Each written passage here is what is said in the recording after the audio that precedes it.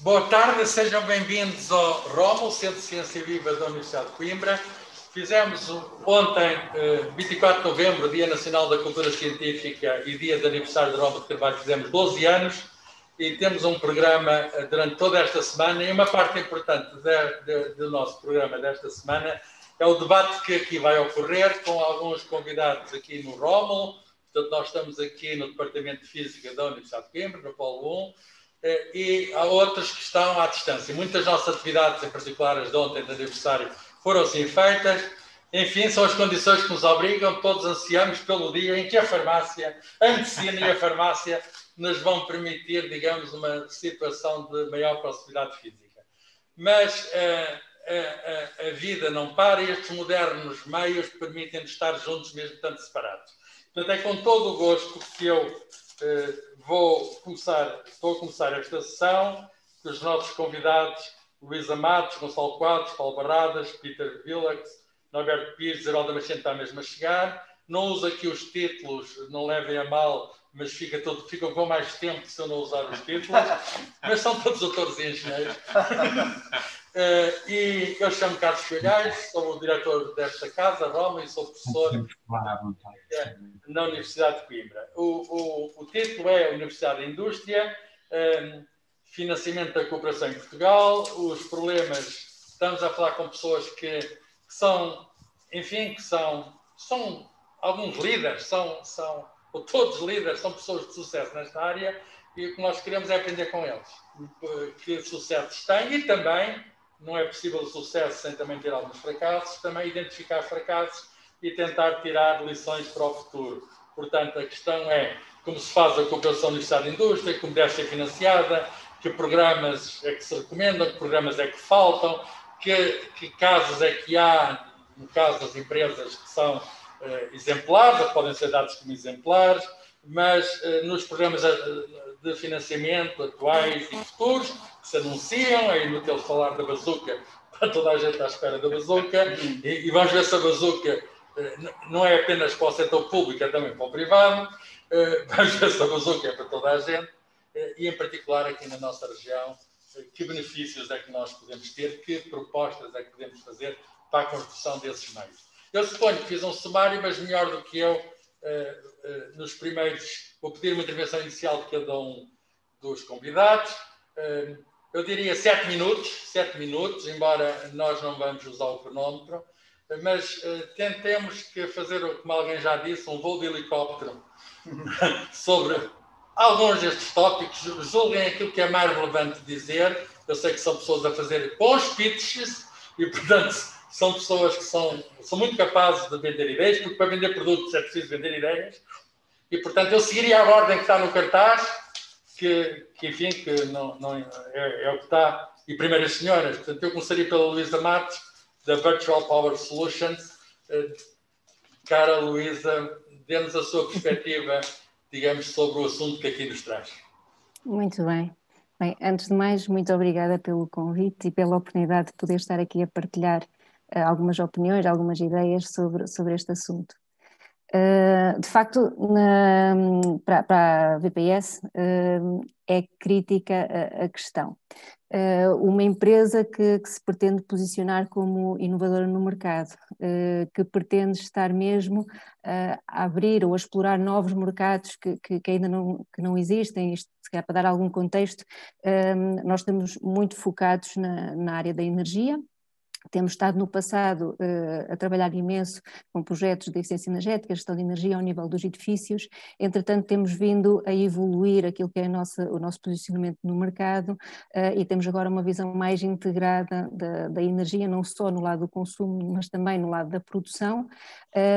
E isto, tendo em conta também as novas políticas em termos de transição energética e para a descarbonização, existe aqui uma série de desafios que estão na mesa e nós estamos a tentar encontrar soluções que podem estar a dar resposta.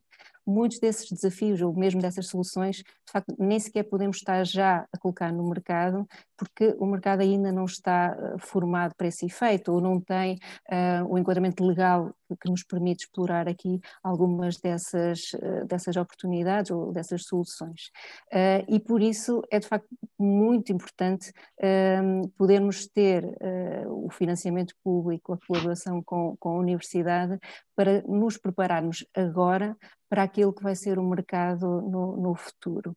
E de facto temos vindo a trabalhar neste sentido nestes últimos anos, temos vindo a evoluir bastante aquilo que são as soluções que estamos a colocar no mercado, e sentimos que ao fim de uma série de anos estamos agora na presença de alguma abertura de mercado para conseguirmos avançar com alguns destes projetos.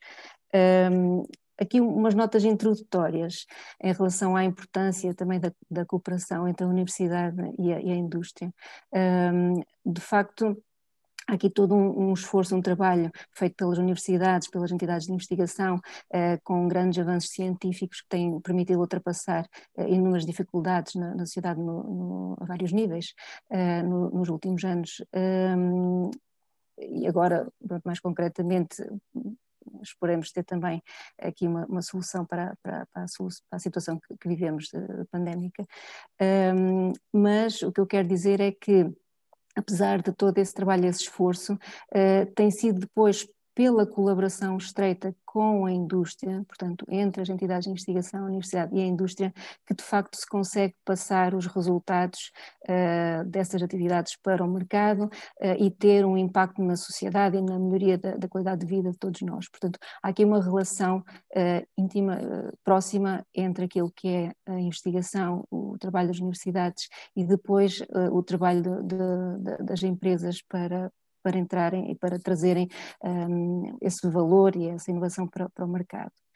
Independentemente do modelo de inovação que podemos estar aqui a considerar, e a literatura, os estudos científicos apresentam vários, desde Science Push, Market Pull, enfim, inovação aberta, redes colaborativas de inovação, existem inúmeras. O mais importante de tudo é garantirmos o máximo impacto dos resultados e benefícios da investigação e desenvolvimento e dos projetos de inovação depois na sociedade.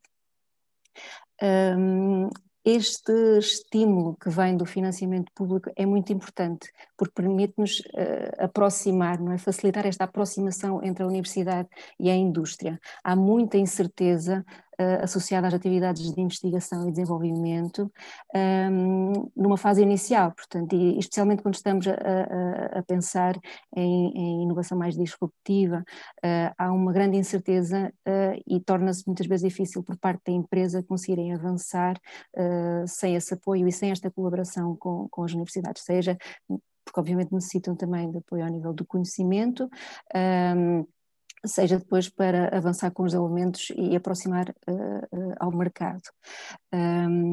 Sabemos também que empresas que ou estão numa fase de arranque ou estão numa fase de transição podem ter mais dificuldades em estar a investir dos seus próprios meios neste tipo de projetos mais disruptivos, mas sabemos depois que são esses que trazem maior potencial, maiores resultados e impacto também no mercado. Por isso é importante haver este estímulo que vem por via deste financiamento público que ajuda a fazer esta aproximação. No caso da BPS, nós de facto temos vindo a ter inúmeros projetos nos últimos anos com universidades, portanto universidades portuguesas, universidades pela Europa fora, porque trabalhamos tanto com projetos nacionais como europeus, e tem sido muito importante para nos preparar para este futuro que eu referi no início, onde sabemos que vão existir enquadramentos legais onde rapidamente temos que apresentar uma solução. Eu penso, por exemplo, na questão dos mercados locais de energia, que atualmente não existe enquadramento legal, ou na questão da gestão agregada da flexibilidade de pequenas cargas, onde atualmente não é viável viável ou não é ainda possível, dado o enquadramento legal da área. Mas, olhando para aquilo que são as novas políticas, olhando para aquilo que são os desafios que temos para atingir as metas que estão definidas em termos de redução de carbono e de eficiência, nós precisamos de estar já a preparar-nos para depois termos estas soluções e, de facto, os projetos que temos vindo a desenvolver têm contribuído para isso. Temos agora produtos capazes de estar a colocar no mercado e sabendo que este próximo ano vai ser crítico para esta nova realidade que eu acabei de falar. Eu se calhar não me vou alongar mais porque eu consigo estar a falar sobre isto muito tempo e passo vai haver um debate depois e vai voltar a intervir. Muito obrigado. Então, passo ao Gonçalo Quadros, que toda a gente o conhece, aqui de El Software, Universidade de Indústria, Gonçalo. Olá, muito boa tarde. Antes de mais, agradecer o convite. É um gosto estar aqui convosco a discutir este assunto, que é um assunto que me parece relevante. Julgo que todos percebemos a importância da cooperação entre a Universidade e a indústria. É muito óbvio e cada vez mais evidente que a indústria hoje baseia-se em conhecimento, a Universidade produz conhecimento e, portanto, a relação entre estas duas instituições tem que acontecer ou deve acontecer de forma natural. Peço perdão. O facto de dever acontecer de forma natural faz-nos pensar sobre o que é que deve ser uma estratégia de financiamento desta colaboração. Eu acho que a estratégia de financiamento tem que assentar nas empresas. As empresas devem financiar essa relação com as universidades. E julgo que isso não acontece, não está a acontecer. E isso deve-nos fazer refletir. Não está a acontecer porquê? Eu diria que o principal problema é que, muito provavelmente, a universidade não está, e essa é a minha experiência, é a experiência no setor, que eu devo dizer que é um setor que tem características especiais, porque há muita competição e é muito difícil às universidades reterem pessoas num mercado que é muito competitivo e que as atrai para a indústria. E, portanto, nós sentimos muitas vezes essa dificuldade da nossa relação com a universidade. Mas eu diria que as universidades têm muita dificuldade em colaborar com as empresas, porque têm um enquadramento, têm todo um contexto administrativo e regulatório que torna esta colaboração muito difícil. Vivem, enfim, no fundo, num espartilho burocrático, num mar de regras, num mar de limitações, quando uma relação com a indústria precisa de flexibilidade, agilidade, precisa de mudanças muito rápidas ao longo dos diferentes projetos e da colaboração que está no terreno, e isso, de facto, é muito difícil no atual contexto em que as universidades vivem, é muito difícil de responder. Portanto, muitas vezes o que se constata, aquilo que é a minha percepção, é que as universidades não estão preparadas, nem sequer estão particularmente interessadas em promover esta colaboração, e também muitas vezes o que se constata, o que se percebe é que as empresas veem nesta putativa colaboração uma forma de financiamento, uma forma de milking, como outra qualquer. Nós temos, de qualquer forma, temos utilizado ou procurado utilizar os instrumentos que se baseiam em projetos que submetemos ou que discutimos com as universidades e procuramos tirar partido dos programas que existem para suportar esta colaboração, mas temos muitas colaborações que não assentam em projetos nenhuns, não assentam, em financiamento nenhum, que são relações entre nós e determinados grupos ou determinadas pessoas que estão na universidade que colaboram connosco. Eu devo dizer que a nossa relação, nós procuramos ter uma relação muito forte com as universidades, os vários sítios do mundo onde estamos, uma prioridade que colocamos na nossa agenda é procurar as universidades locais e estabelecer com elas relações de proximidade. Acho que a Critical é um bom exemplo de um projeto que nasce da colaboração empresa universidade, na altura uma startup, a Critical, que resulta do trabalho de doutoramento de pessoas que estavam a fazer doutoramento na Universidade de Coimbra e que desenvolvem uma tecnologia que depois, enfim, dá a visibilidade e projeta a Critical para voos mais altos.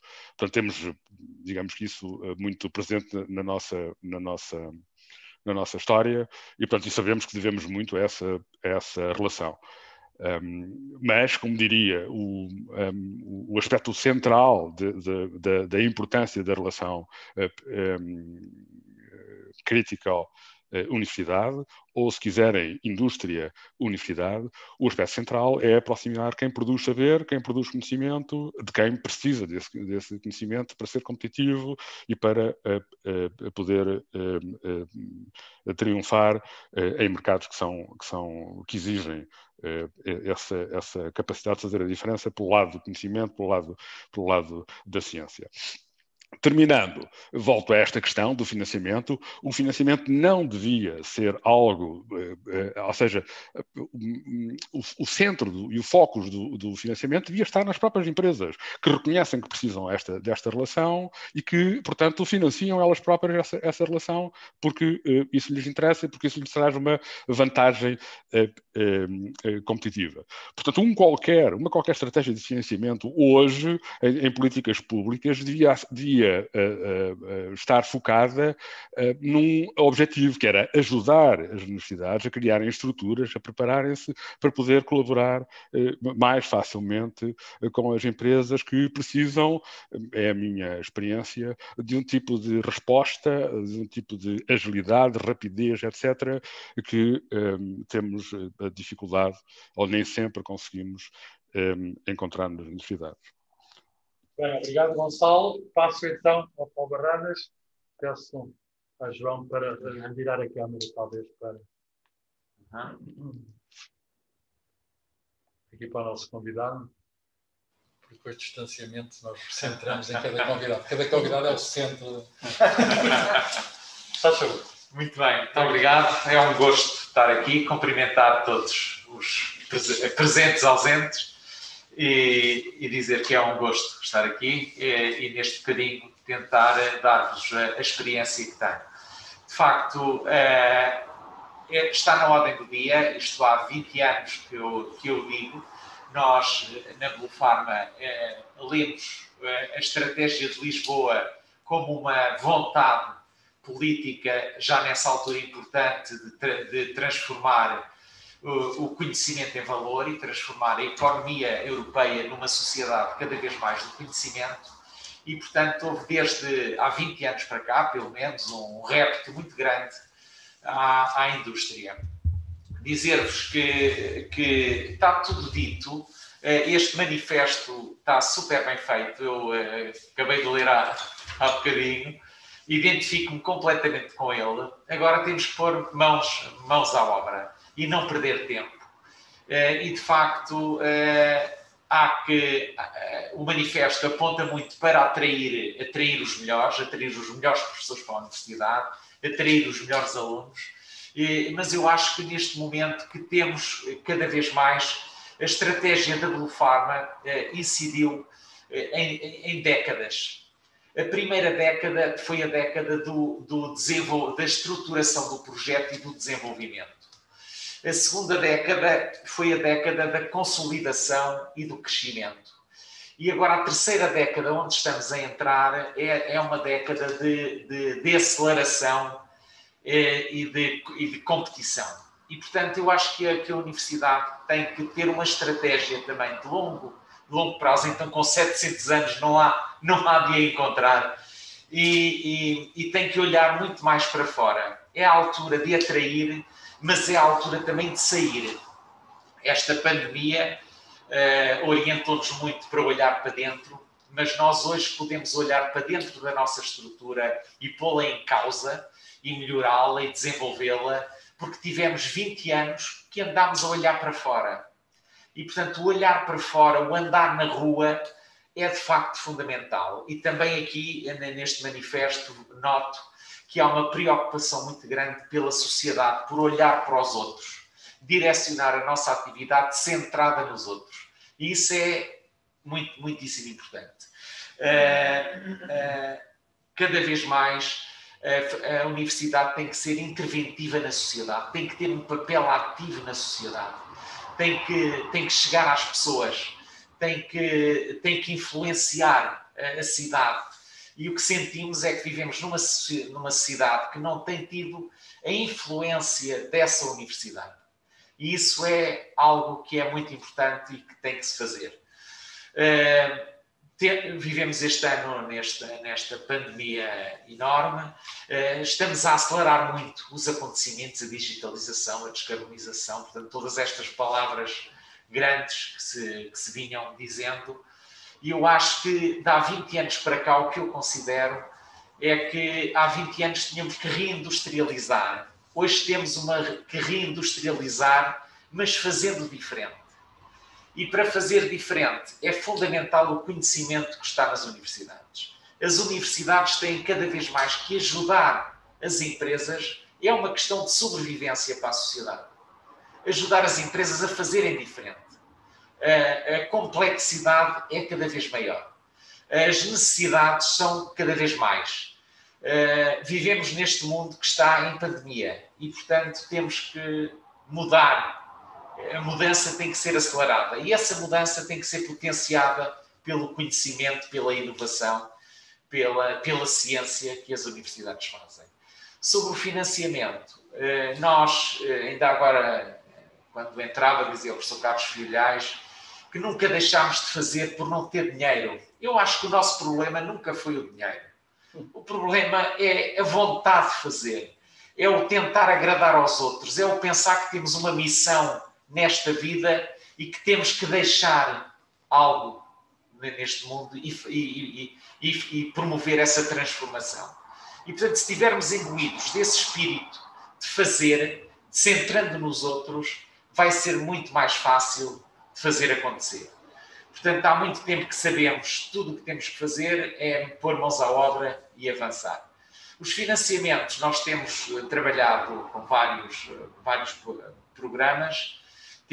Também nascemos no seio da universidade, todos andamos por esta casa, um dos nossos sócios é professor universitário, temos uma relação estreitíssima com a universidade, nós, sob forma de mostrar à sociedade a relação que tínhamos, criámos um prémio Blue Pharma Universidade desde que existimos praticamente, vamos na 7ª edição da Farmacopeia, temos vários projetos de investigação científica a correr, temos muitos alunos a quem damos, no ano passado, ou este ano, estagiaram na Blue Pharma 50 alunos de farmácia e, portanto, temos uma relação muito íntima com a universidade e temos beneficiado imenso do facto de estarmos aqui.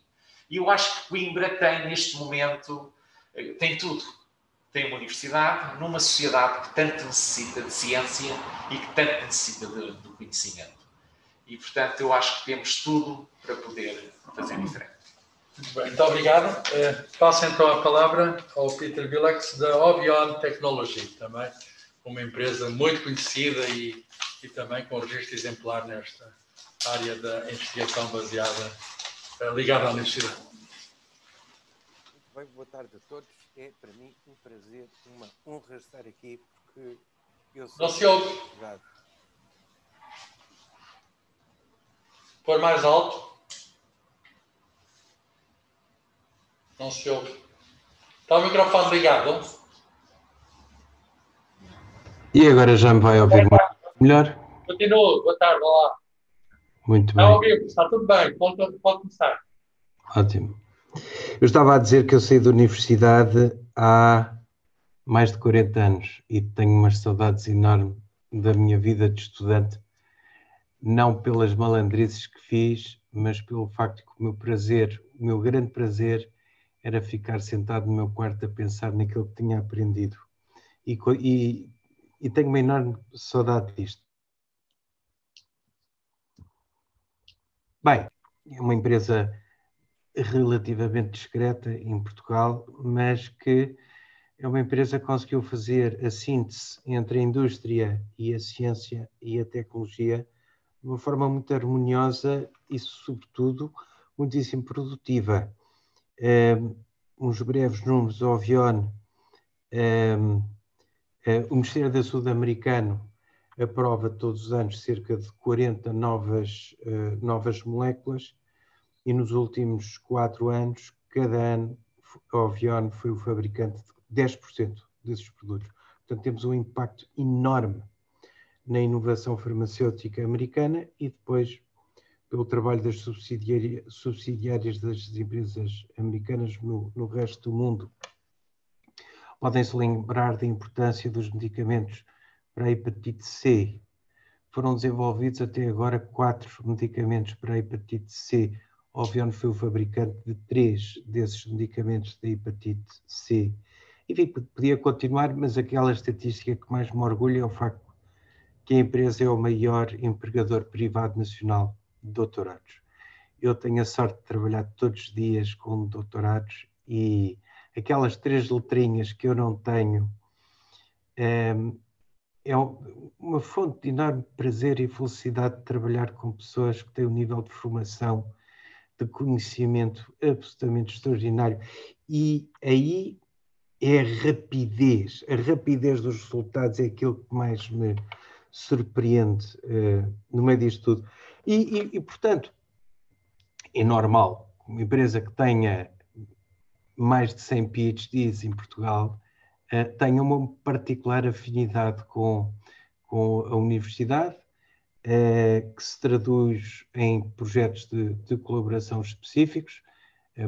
Traduziu-se há uns anos num donativo importante para uma nova universidade em Portugal, mas que me leva desde já a falar, e aqui o Gonçalo Quadros acertou em muitos aspectos importantes, a dificuldade da colaboração. Isto tem a ver, sobretudo, temos culturas diferentes, é normal. O vosso objetivo é saber, é criar saber. O nosso é criar riqueza. São 2 objetivos completamente diferentes. O MIT teve algum sucesso a pôr os seus catedráticos a fazer de empreendedores, mas se calhar é porque estão em Boston, se calhar é porque têm uma ética protestante que nós não temos, e eu não sei se o exemplo do MIT viaja bem sobre o Atlântico até nós. Temos entendimentos diferentes do que é tempo. Na academia, para eu fazer um paper que não vai ser rejeitado pelos meus pares, que não vai ser aceito para publicação, demora tempo. Eu demoro tempo a fazer um paper quando sou um académico.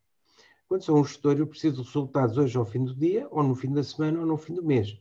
Porque no fim do mês tem que se pagar ordenados e, portanto, as nossas percepções de tempo são diferentes e às vezes isso leva a que nós não consigamos nos entender. Daí a importância de pessoas como o Gonçalo Quadros, que é, se bem me lembro, um ex-académico e que se transformou em boa hora num empreendedor. Há muito poucas pessoas que percebam essas diferenças e que saibam utilizar as 2 linguagens, mas ultrapassar essas diferenças é muito, muito importante.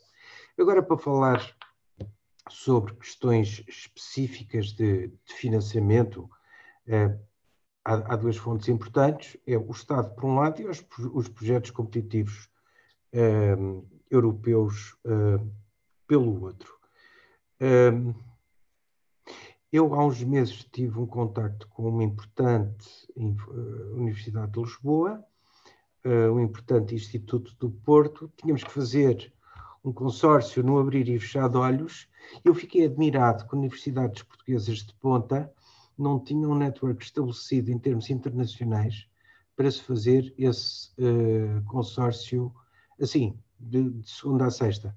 Não era possível.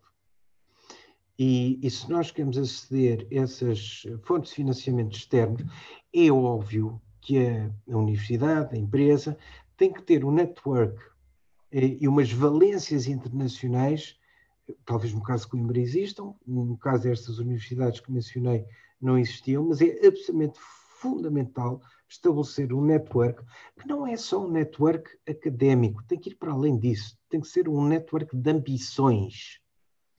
Nós temos que ter ambição, temos que ser super ambiciosos. E aqui o Paulo Barradas falou de uma coisa muito importante, utilizou um verbo muito importante, sair. Ele diz que há 20 anos que estamos a ver. Nós agora temos que sair. E o Paulo acertou absolutamente naquilo que nós temos que fazer. No princípio, o professor Carlos Filheiros falava da importância. O que é que o financiamento pode ser para a nossa região? A minha região é a Europa.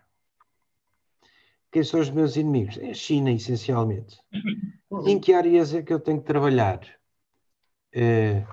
Muito simples. Inteligência artificial e computação quântica. Porque o comércio e a indústria vão deixar de ter importância se nós não dominarmos, ou se nós impedirmos os chineses de dominar computação quântica e inteligência artificial. E neste momento esta situação é extraordinariamente crítica. Mas haverá muitas coisas depois para falarmos mais e, portanto, eu agora devolvo a palavra. Muito bem, agradeço essa referência à área de conta da física. Mas agora, por falar em física, um dos melhores alunos que eu tive em física computacional foi o Norberto Pires, que aqui está connosco e que nos desafiou a fazer este debate aqui. O Norberto tem grande experiência na colaboração Universidade e Indústria. Eu direi que é das pessoas que aqui na Universidade de Viga têm mais essa experiência. Portanto, Norberto, o que é que temos e o que é que nos falta? Muito bem, boa tarde a todos. Obrigado pela vossa presença. Eu, antes de vir para aqui, estive na sala ao lado num seminário com outra indústria, portanto, com a indústria dos moldes, e o tema não era o mesmo, mas era muito parecido. Era a possibilidade de a indústria dos moldes, que neste momento está numa fase de competição muito elevada, com vários mercados, nomeadamente o chinês, como é que se pode tornar mais eficiente, de maneira que na cadeia logística seja bem mais atrativa, digamos assim, do que outros espaços económicos. Mas a mim preocupa-me muito, digamos, tendo a noção de que vivemos na Europa e de que o nosso espaço é a Europa, preocupa-me muito a região, esta, onde nós estamos, a cidade onde nós estamos, esta universidade, e, portanto, preocupa-me muito que a gente perceba que é necessário aqui muitas das coisas que foram aqui ditas. Em primeiro lugar, que haja interlocutores na relação com as empresas dos dois lados. Do lado das empresas, pessoas que provavelmente até já estiveram na universidade como investigadores, não só como ex-alunos, mas como investigadores, até como docentes, e que entendem o método de funcionamento de uma universidade. Por outro lado, nas universidades existem pessoas que se aproximam das empresas e nos seus projetos de investigação de ponta, nós estamos a falar aqui de investigação comezinha, adaptada. Às vezes eu digo, as pessoas dizem, não, eu não faço trabalhos de colaboração com empresas, ou de investigação com empresas, porque o nível de ID com as empresas é um nível mais baixo. De forma alguma, nós estamos em determinadas áreas no topo da investigação e, portanto, precisamos dos nossos melhores pontos. O que existe é um problema de relacionamento. Há, em primeiro lugar, um problema de linguagem. Há, em segundo lugar, uma certa não entendimento de que os tempos são diferentes. O tempo da indústria é muito diferente do tempo da universidade e é preciso aproximá-los. A universidade pensa muitas vezes que a investigação termina na publicação ou na exteriorização do resultado científico, e eu costumo dizer que isso é 50%. Faltam os outros 50%, que é os de colocar aquele conhecimento ao serviço da indústria, da economia, da sociedade. E esse trabalho que a universidade tende a desmerecer, até porque os outputs com que nos avaliamos terminam com a publicação científica. Os índices são todos de publicações e tal, e não com os índices de realização, que normalmente consomem muito tempo e têm outputs muito menos relevantes. Medem-se em protótipos, medem-se em produtos, medem-se em capacidade de fazer diferente, novos processos, medem-se em coisas que levam imenso tempo a fazer e que depois não têm o output que nós normalmente... E vendas. Como? E vendas. E vendas, mas que nós na universidade desmerecemos, não faz parte dos nossos índices. Daí que eu me preocupo muito com a forma como nós nos aproximamos e como é financiado essa envolvência. Todos nós estamos habituados a ir buscar empresas a projetos europeus e esses até são relativamente fáceis de montar. Aquelas pessoas que conseguiam formar um network internacional rapidamente num problema, juntam um consórcio com empresas, com parceiros internacionais e montam um consórcio competitivo. Isso nós sabemos fazer bem. Aquilo que nós não sabemos fazer bem, e onde é necessário o financiamento, é ao nível da capacidade de juntar os nossos objetivos com os objetivos das empresas. Todos têm um roadmap. E nós devíamos ter um roadmap. Na verdade, em Portugal, nos últimos tempos, tem havido duas experiências muito interessantes. Uma é dos projetos em consórcio, mobilizadores, normalmente financiados pela Agência Nacional de Desenvolvimento, a ANID, e que, de alguma forma, no fundo, aproxima o roadmap de uma empresa numa determinada área tecnológica com roadmaps internos da universidade que se tentam casar, digamos assim. E agora, nos últimos tempos, as bolsas de ID associadas a grandes áreas. Por exemplo, aquele que deu um grande boost à Universidade de Minho, que deu uma grande projeção, capacidade de desenvolvimento, potencial, força, que foi a relação com o Bosch. A Bolsa de Desenvolvimento que se relacionou com a Alta Europa e aqui na Zona Centro, por exemplo, a Bolsa de Investigação que nós temos e que eu tenho participado com vários projetos com o Grupo PSA. Este tipo de processo é muito interessante que seja visto com alguma proximidade e de forma a que o que resta, e temos aqui uma pessoa da CCDR, que obviamente preocupada obviamente, com estas questões, aquilo que resta do PT 2020, aquilo que vem aí do novo quadro comunitário, até aquilo que vem aí da famosa bazuca, tem que ser usado para nos tornarmos mais competitivos e não somente para, obviamente, fazer face às consequências da pandemia, mas estão a investir na nossa capacidade de parecer mais desenvolvidos. E esta ideia de, por exemplo, afetar um volume de investimento a um roadmap de projetos que casa vontades de uma área, não precisa de ser um grupo empresarial. Neste momento são grupos empresariais, têm uma sequência de projetos e procuram parceiros à volta que os ajudem. É o seu roadmap. Se ele casa um pouco com aquilo que queremos fazer, ótimo. Por exemplo, comigo tem acontecido. Por exemplo, com a PSA, onde temos conseguido um conjunto grande de projetos. Mas podia ser por áreas temáticas. Por exemplo, e essa é a minha sugestão, até porque sei que a pessoa que vai falar a seguir é a doutora Isabel Damasceno, e acho que é necessário olhar para isto com alguma proximidade. Que é, por exemplo, definir para uma região coisas que nos possam tornar não só competitivos, mas líderes em termos europeus. E por isso tenho depois os impactos que possa ter na região. Como, por exemplo, questões relacionadas com mobilidade. Coisas relacionadas com a energia, a utilização eficiente da energia. Com coisas relacionadas, por exemplo, com o fabrico aditivo.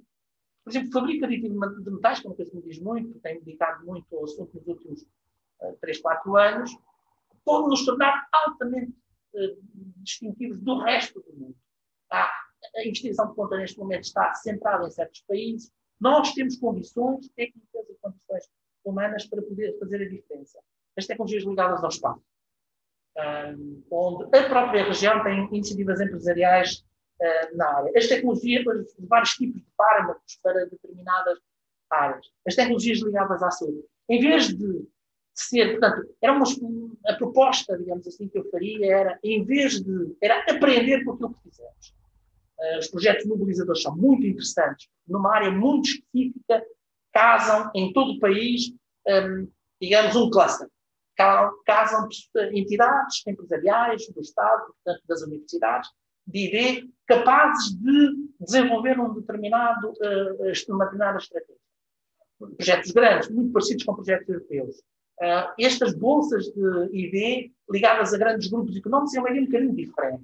É aquele grupo económico que quer se tornar competitivo numa determinada área, seja ele de que tecnologia for, digamos, neste momento estivemos a falar ligados à eletrónica, o caso da Bosch, ligados à área automóvel, o caso dos outros dois de que vos falei, mas que tem um roadmap a 10, 15 anos. A indústria 4.0 é um plano a 15 anos. É um plano, não é um conjunto de tecnologias. Foi um plano desenvolvido pela Alemanha para ganhar competitividade, quando verificaram no final da década de 90 que tinha um problema com a globalização. Eles houveram algum tempo para resolvê-lo, o plano é de 2015, é um plano a 15 anos. É um plano para, em 15 anos, reganhar competitividade, é um investimento massivo. E a ideia destes bolsas de investimento é um pouco essa. Numa área tecnológica, um grupo de áreas tecnológicas, uma determinada região, poder ajudar um determinado conjunto de empresas de uma determinada área a desenvolver-se e, portanto, trazer com esse desenvolvimento mais interesse para as universidades, mais alunos, mais projetos de ID, mais atividade económica, porque a economia à volta desenvolve-se, as próprias cidades. De alguma forma, isto poderia ser revisitado como uma maneira diferente de investir na nossa capacidade de fazer coisas. E é uma coisa altamente competitiva, porque o projeto de seleção desses projetos não são atribuídos de forma ligeira. São fortemente avaliados como projetos europeus, têm objetivos práticos. Isto é, há o conhecimento envolvido e depois há a necessidade de desenvolver tecnologias, produtos, coisas que têm que ser colocadas no mercado. E acho que isso poderia ser uma forma de... Eu, no outro dia, ouvi uma coisa e termina-se aqui, que depois desta pandemia, há vários países, muito poucos, que saíram bem. Um deles foi a China. Porque, apesar de ter sido consumida, grande parte, e talvez onde houve o primeiro embate, investiu na capacidade de produzir rapidamente e bem. E agora estão com taxas de crescimento de 2 dígitos outra vez. E devem ser dos poucos países do mundo com taxas de crescimento de 2 dígitos na área industrial, o que mostra que a sua estratégia provavelmente está correta. E nós, na Europa, verificamos, quando no pico da pandemia da primeira vaga, e agora provavelmente o mesmo, porque parece que não tomamos as iniciativas certas, é de que percebemos que havia determinado tipo de produtos que nós não fazíamos na Europa. E a determinada altura precisávamos de importar tudo, até coisas essenciais, como ventiladores, como coisas para salvar os nossos concidadãos. E isto mostra que, muito provavelmente, aquilo que estivemos a fazer está errado ao desmerecermos, digamos, a aplicação de conhecimento à indústria e a capacidade de juntar pessoas à volta da nossa capacidade de fazer melhor. Muito bem, exemplo prático da situação em que vivemos. Então eu passo a palavra a Isabel Damasceno, que representa aqui, aliás, é a representante de excelência da região centro. E eu acho que todos nós, todos os que aqui estamos, temos que pôr o centro no centro. Muito boa tarde. Obrigado. Agradeço o convite, é com todo o gosto que aqui estou, para debatermos aqui em conjunto um tema tão importante para qualquer região do país, acho eu, e do mundo até, mas para a região centro, claramente que é. O centro tem um espaço importante no país. Acho que também é muito importante é que toda a gente tenha consciência dessa própria importância e a afirme coletivamente. Por vezes falta essa afirmação coletiva. E não há pior do que cada um puxar para o seu lado para não haver essa afirmação coletiva e, portanto, isso fazer resultado em divisões e resultar em dificuldade de garantir o seu espaço a que tem direito naturalmente. Gosto desta intervenção, esta introdução, só para dar nota do seguinte. Eu ia muito atrás da intervenção do professor Norberto Pires, que apresentou aqui situações práticas, que é um bocadinho também a minha maneira de ver as coisas. É muito prático, muito pragmático. E começava precisamente pelo fim. A questão do financiamento. Eu julgo que a questão do financiamento é um não problema. Eu dizia há pouco, Paulo Barradas, que nunca teve problemas. O que interessava era voltar a fazer. É evidente que estamos perante empresas de topo. Aqui os convidados, estamos a falar um bocadinho da nata das natas. E é verdade. E empresas que têm muito a noção da importância e a prática da importância deste relacionamento permanente entre o sistema científico e tecnológico e o mundo empresarial. A verdade, porém, é que a nossa realidade da região e do país não é só deste tipo de empresas. Temos a nossa realidade, é o peso importante das pequenas e médias empresas e muita falta de sensibilidade ainda para valorizarem a importância desta ligação permanente. Muita dificuldade, como já aqui foi dito também, isto para existir um bom relacionamento é preciso haver vontade de ambos lados, é preciso haver um entendimento que é preciso apurar. E da parte empresarial, com o seu pragmatismo, qual é, penso eu, o grande segredo para perceberem a importância e aderirem rapidamente a estas parcerias e a esta junção de vontades, é perceberem a utilidade e o benefício. Porque se não perceberem a utilidade e o benefício, podemos empregar muito, dar dinheiro para projetos, muitas das vezes até artificialmente apresentarem candidaturas, mas depois de perceberem que com aquilo não vão no fim vender mais produtos com maior valor acrescentado, que lhe trazem mais dinheiro para a empresa, pois naturalmente há muita dificuldade em conseguir-se estas parcerias. Mas voltando um bocadinho à questão do financiamento, eu julgo que realmente o problema não há de falta de financiamento.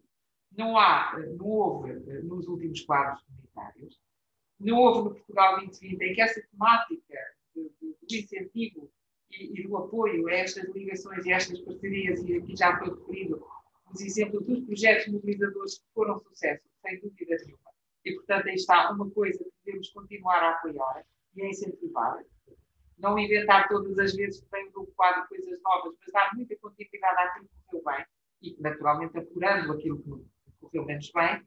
Portanto, não houve no Portugal 2020, não há de certeza daquilo que vamos saber no Portugal 2030, no que se vai construir a seguir, e mesmo na chamada bazuca, também são áreas que estão contempladas, e bem porque, no fundo, a preocupação nacional e correta é aumentar a competitividade. E nós não temos um aumento de competitividade, de forma alguma, se não apostarmos na qualificação dos recursos humanos. Isto que eu vou dizer são já consideradas o base lá para isso, mas tem que dizer sempre na requalificação dos recursos humanos e nesta transferência de conhecimento, nestas parcerias permanentes entre o ensino superior, entre os politécnicos, as universidades e as empresas. E, portanto, irá haver, forçosamente, continuar a haver apoios para essas áreas, com temáticas variadas, com uma preocupação muito grande de abranger tecidos empresariais, como eu digo, que correspondam muito à realidade que nós temos. Não é? Portanto, empresas que estão no mercado, que são diferenciadoras e que querem ainda ser mais diferenciadoras, mas que são a nossa realidade. São as tais pequenas e médias empresas que fazem gerar riqueza e que fazem criar emprego e que, enfim, estão implementadas em todo o território. E, portanto, é isso que nós temos que continuar a apoiar e não será por causa da falta de dinheiro.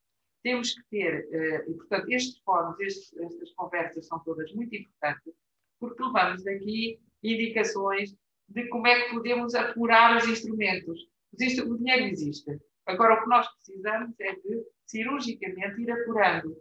Porque eu só falei aqui exemplos de instrumentos financeiros nacionais, com dinheiros europeus nacionais, mas depois temos imensas oportunidades do Horizonte 2020, etc. Tivemos e vamos ter no próximo quadro, igualmente, que são oportunidades para a tal organização de consórcios internacionais e que têm dinheiro efetivamente significativo. Temos que ter o engenho à arte de o aplicar bem, direcionado, para fazermos a diferença, para que depois, no dia seguinte, no mercado, apareçam coisas diferentes, coisas mais competitivas e que haja realmente uma criação de valor, que é o que todos pretendemos. Portanto, entendo também que é muito importante criarem-se essas condições de apetência das tais empresas, das empresas que têm menos sensibilidade para estas coisas. E são os tais programas intangíveis, ou pelo menos que não é para apoiar uma máquina, não é para apoiar uma transformação, é para apoiar comportamentos, para eles perceberem, os próprios empresários, e a realidade empresarial das nossas empresas é o que é.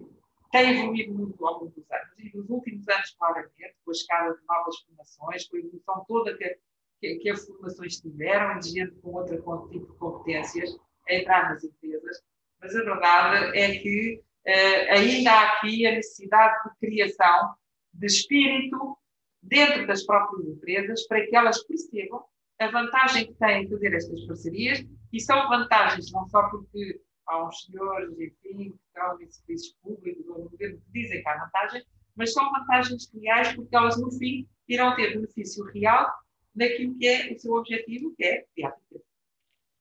Muito bem, muito obrigado. Foi aqui feita uma primeira ronda. Estão identificadas algumas oportunidades, estão identificadas algumas necessidades. Vejam o debate. Eu só me permito juntar a este debate alguma informação que é fácil de encontrar, por exemplo, na Pordat. É o facto do nosso investimento em ID, investigação e desenvolvimento, tem sido nos últimos anos de 1,4%. Isso contrasta em absoluto com os 2,1% da média europeia, que se consegue porque há um pequeno grupo de países que tem bastante mais, à volta de 3%. E a questão é como é que chegamos à média e ultrapassamos a média. Depois, há pouco tempo, chegámos a metade do investimento privado nessas contas, que, enfim, são estatísticas, podem ter uma margem de erro, mas metade é privada, outra metade é pública. A questão é, nos países mais desenvolvidos da Europa, mais 2/3 é privado. E a questão é como é que nos aproximamos dessa média. Finalmente, terceira questão. Falou-se aqui de doutorados. A Ovione deu esse exemplo, que é bom de ser empresa com mais doutorados, mas a questão, percentualmente, com certeza, mas a questão é, estão os nossos doutorados que estamos a formar, continuamos a formar, nunca houve crise da formação de doutorados, continuou sempre a subir. Estamos a ter empregos superiores nas empresas, e se formos ver, comparando com os outros países, infelizmente não, isso leva, não estamos a atrair suficientemente talento, muito em particular no setor privado, isso leva a que alguns deles tenham procurado empresas, com certeza, mas não no nosso país. Então há uma rede de investigadores, engenheiros, empreendedores até, que estão espalhados pelo mundo. E, portanto, isto são 3 factos, eu diria, para juntar ao debate, e eu gostaria, estão aqui cerca de 100 pessoas, é notável, que sinalizassem, talvez, porque são muitas, sinalizassem aí no bate-papo, querer falar, e pedir intervenções muito curtas, se quiserem, podem ser ou perguntas a algum dos nossos convidados, ou comentários, mas muito curtas, para depois reunirmos 3, 4 de início, se estiverem de acordo, e depois vamos aqui procurar respondermos, que aqui estão nesta sala, e os nossos convidados que estão em igual pé, embora estejam à distância. Nós anulamos aqui a distância com a tecnologia. Portanto, a pergunta próxima. Perguntas via chat é melhor, porque abrir os microfones, pode haver, só abrir o microfone depois de pedir a pergunta. Eu dou a palavra, com certeza, mas sinalizem pelo chat, se faz favor, que querem intervir. Ou então a gente aponta. Ou então façam um sinal assim com a mão. A gente arranja voluntários à força. Então, à espera que apareçam voluntários, vamos atirar aqui umas achas. Vamos atirar aqui umas achas para a fogueira. Sim. Comentar o que a Isabel Damasceno disse. Como é que se cria esta apetência? Eu sou economista e, portanto, estou sempre a olhar para maneiras de fomentar desequilíbrios. Foi das poucas coisas que ainda me lembro do meu curso de economia, é a noção de equilíbrio e desequilíbrio. E é no desequilíbrio que as coisas funcionam. Imaginem só que 5% do orçamento da universidade tivesse que vir obrigatoriamente via empresa. Ou seja, o orçamento 100%, em vez de ir 100% do orçamento para a universidade, ia só 95%. Os outros 5% só podiam chegar à universidade via empresas. Portanto, o dinheiro, a universidade acaba por ver 100% do dinheiro, mas há 5% que vêm associados a projetos da empresa em que a empresa tem um interesse em ter um problema tecnológico resolvido ou um produto desenvolvido ou otimizado. Esta é uma boa acha para a fogueira. Muito bem, não é uma acha, isso é uma proposta honesta. Alguém já agora, se me permitem, pegava exatamente nestas palavras, porque ilustram um bocadinho a conversa que tivemos antes. Porque não é por falta de dinheiro que se faz mesmo. E eu acho que é exatamente por falta de dinheiro que nós temos que as fazer. E o facto de não termos os recursos, às vezes, fazem ter outro desengenho. E eu não sou uma empresa de topo e peço aqui imensa desculpa se dei uma ideia de arrogância, dizendo que nunca fiz as coisas por falta de dinheiro, porque isso não é exatamente a verdade. Eu comecei pequenino, com uma farmácia, e, portanto, eu ainda hoje tenho algumas pequenas e médias, pequeníssimas empresas, tenho visto algumas a morrer pelo caminho e, portanto, conheço bem as dores do tecido empresarial e costumo dizer até uma coisa com piada, que é que a Blue Pharma é, de facto, uma grande empresa, é a maior empresa industrial de São Martinho do Bispo. Mas no mundo no mundo que é onde competimos, somos uma gota d'água e minúsculos. E, portanto, os incentivos à investigação e os incentivos à colaboração entre as universidades e as empresas são absolutamente essenciais. E financiá-los é uma coisa muito importante, porque senão perdemos a competitividade. Porque se o país acredita que a inovação é um motor da transformação da indústria e do conhecimento, se não o faz, fazem os outros. E, portanto, ficamos definitivamente para trás. Portanto, é muito importante continuar a... Eu não sei se o país acredita. Diz que sim. Vamos houve aqui uma boa proposta, houve aqui um começo de debate, mas eu tinha desafiado os participantes, e são muitos, e eu vejo ali uma pergunta muito interessante de Henrique Neves, que eu vou procurar resumir, que é muito simples. Como é que se envolvem mais os estudantes, de vários níveis, mas em particular os de pós-graduação, na relação com as empresas? Porque nós sabemos, eu, por exemplo, conheço portugueses com muita experiência lá fora, que são professores de universidades americanas, por exemplo, e dizem que uma coisa que é preciso mudar completamente é o encontro entre empresas e estudantes, ainda enquanto eles estão dentro da universidade, e não depois. Por outras palavras, quebrar a barreira antes deles entrarem no mercado de trabalho. Portanto, eu acho que resumi bem a pergunta, não é, Henrique Neves? Henrique Neves, a pergunta pode puxar a pergunta um bocadinho mais para cima? Depois há outras perguntas. E depois há outras perguntas. Vamos uma. Muito bem. Só ali um senhor em cima, do lado esquerdo. Quem é que está a sinalizar? José Luís qualquer coisa. José Luís Malaquias. Então vamos dar a palavra a José Luís Malaquias, que quer falar. Que eu conheço também foi estudantes. Falámos em estudantes, a operação é estudante. Obrigado, e de facto eu tenho o gosto de conhecer muitas das intervenientes deste painel, tanto quando estive do lado académico como quando estive do lado empresarial, e realmente são pessoas que prezo muito. E o que eu gostaria de dizer é que a questão que o Gonçalo colocou é muito pertinente, porque de facto deveria, num mundo ideal, ser as empresas a financiar a universidade e a ir à universidade buscar esse saber de que elas precisam. Portanto, a universidade receberia das empresas o financiamento e devolvia o conhecimento. O problema que eu vejo na nossa indústria, que está muito descapitalizada, é não ver as empresas a conseguir libertar meios financeiros para fazer esse pagamento às universidades. E como a Luísa bem disse, isso é especialmente relevante nas empresas de startup, porque estão a desenvolver produtos para os quais ainda não existe o mercado, para os quais ainda não existe enquadramento legal, portanto têm muita dificuldade em libertar esses meios financeiros para poder financiar as universidades como devia ser. Do outro lado da equação, do lado das universidades, o problema, e que esse é o problema que as empresas se queixam, é que as universidades, como não têm quadros estáveis de investigadores, como não têm quadros estáveis de pessoas que possam desenvolver essa investigação, quando são demandadas pelas empresas para fazer essa investigação, os únicos meios que conseguem libertar são os seus alunos de mestrado e de doutoramento.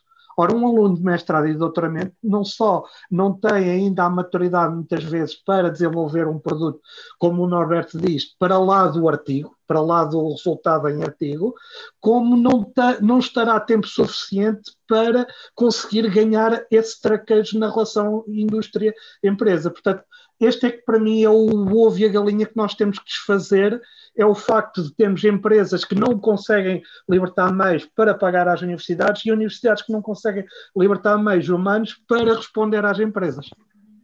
Muito bem. Obrigado, José. Vamos. Uma pergunta que surgiu também aí, eu estou a estar atento, foi antes dessa, foi a pergunta sobre a sustentabilidade da relação entre universidades e empresas. O que é que quer dizer isso? Falámos de projetos.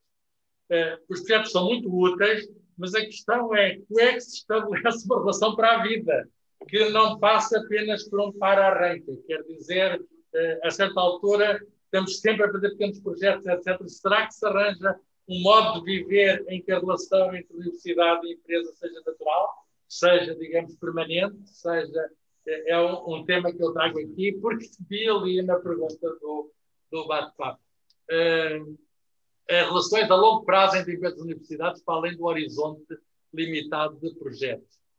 Muito bem. Há aí uma pessoa que queria falar, que sinalizou aí, chamada... E já vão responder estas coisas todas que... Sim, Eugénio Estrela, te quer falar?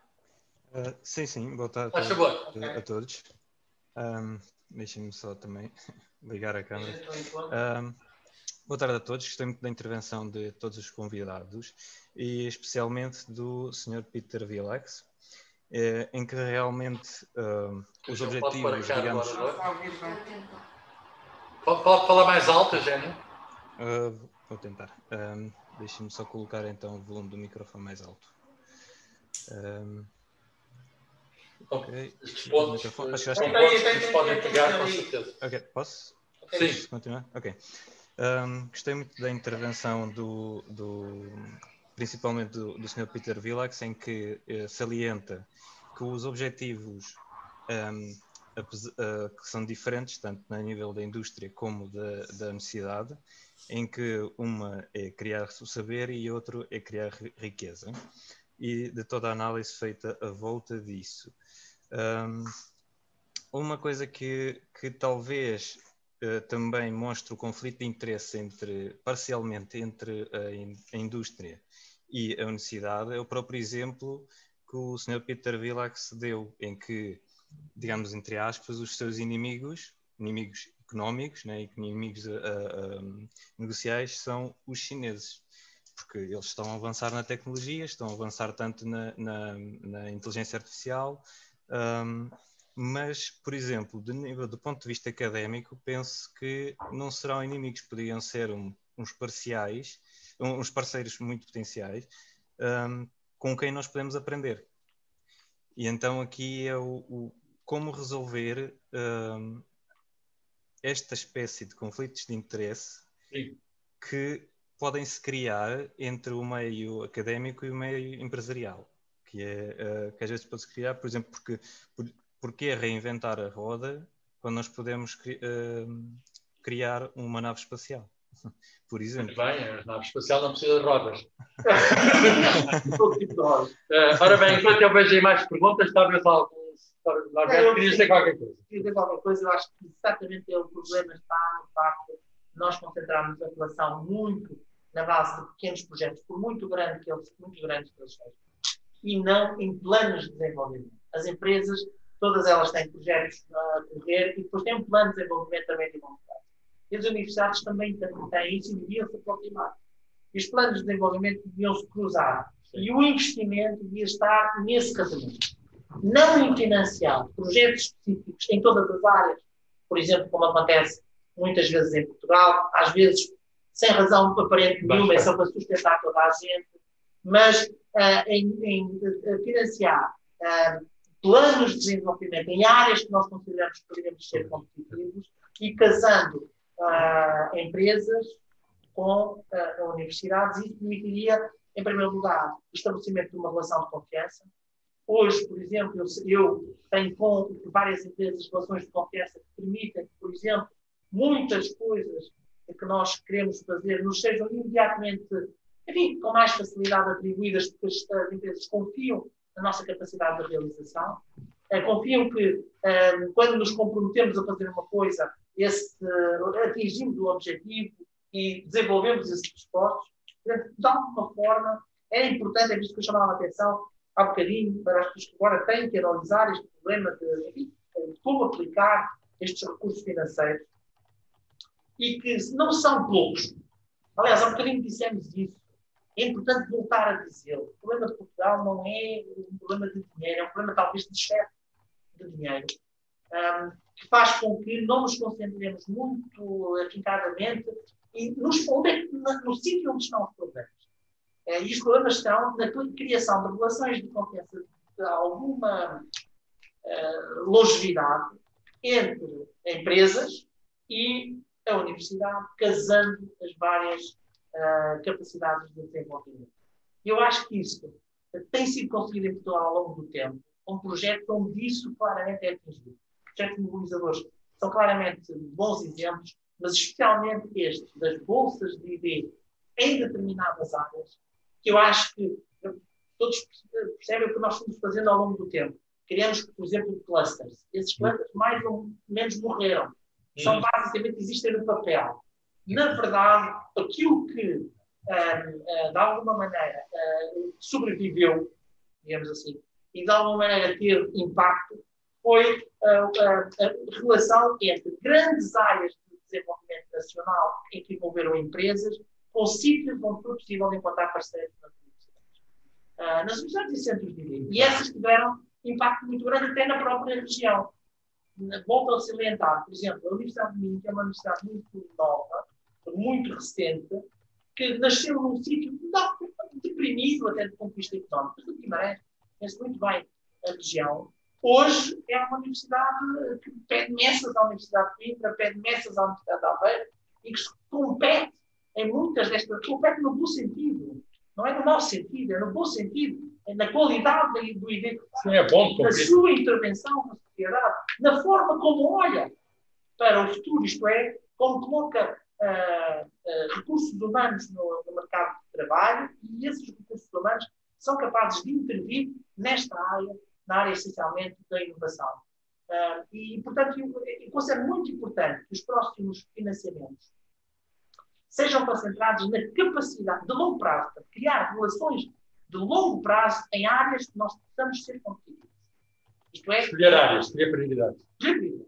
E essas prioridades serem alinhadas com regiões. Isto é, nem todos os locais podemos fazer as mesmas coisas e em certos sítios não temos competências concentradas para fazer trabalho de ponto. Um pouco voltar ao relatório Porter do que identificou os clusters. Não só voltar ao relatório, não é voltar, é nós todos olharmos agora para o cenário. O relatório Porter de alguma maneira dizia, olhem para as valências que têm e apostem nessas valências. Se é isso que quer dizer para voltar ao relatório Porter, sim. Só que a verdade... O país mudou um bocadinho. Muito bem. O José Teixeira Dias pediu a palavra, não foi? Pedi sim. Já chegou. Boa tarde a todos.